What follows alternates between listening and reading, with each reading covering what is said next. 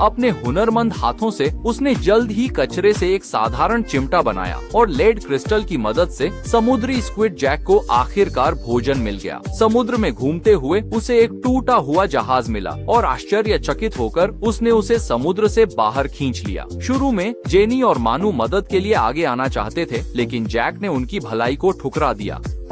लाचार होकर उन्हें जैक को अकेले समुद्र तट पर टूटी नाव ठीक करने देना पड़ा। हालांकि जेनी को उस समय भी अपराध बोध था, लेकिन जैक का उदासीन रवैया देखने के बाद पूरी तरह से निराश जेनी ने आखिरकार एक फैसला लिया और फिर मनु के साथ खुद को बर्बाद करने का मौका तय किया।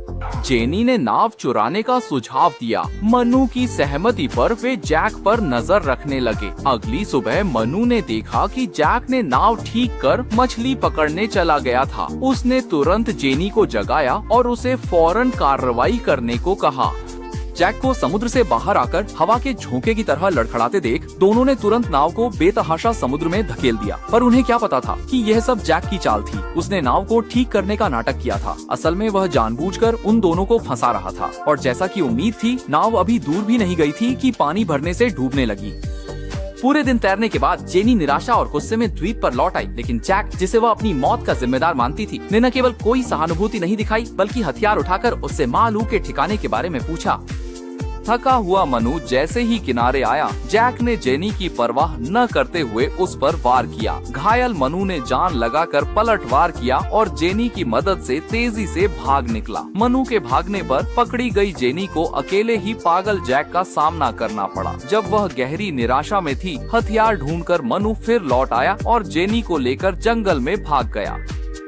जैक उन्हें बख्शने वाला नहीं था। वह हथियार लेकर जंगल में घुसा और पेड़ पर छिपे मनु जेनी को ढूंढ निकाला, लेकिन तीनों को नहीं पता था कि यह सब मनु की पूर्व प्रेमिका की गलतफहमी थी।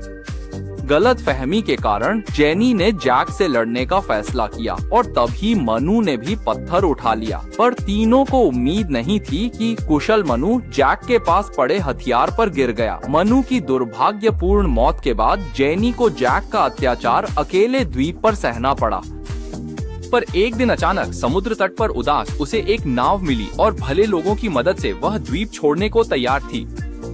लेकिन जाने से पहले वह जैक के बड़े सहायक को ले गया और जैक के होने की बात सबसे छिपाई। हालांकि समुद्र में मछली पकड़ते जैक ने जल्द ही नाव देख ली, पर डेक पर सिर्फ जेनी थी, इसलिए कोई उसकी पुकार नहीं सुन पाया। और समुद्र में जैक को धीरे धीरे हताश होते देख जेनी के चेहरे पर आखिरकार एक विजयी मुस्कान आ गई। आज का अनलॉक यहीं तक। अगर वीडियो पसंद आया तो लाइक कमेंट करें। कल फिर मिलेंगे।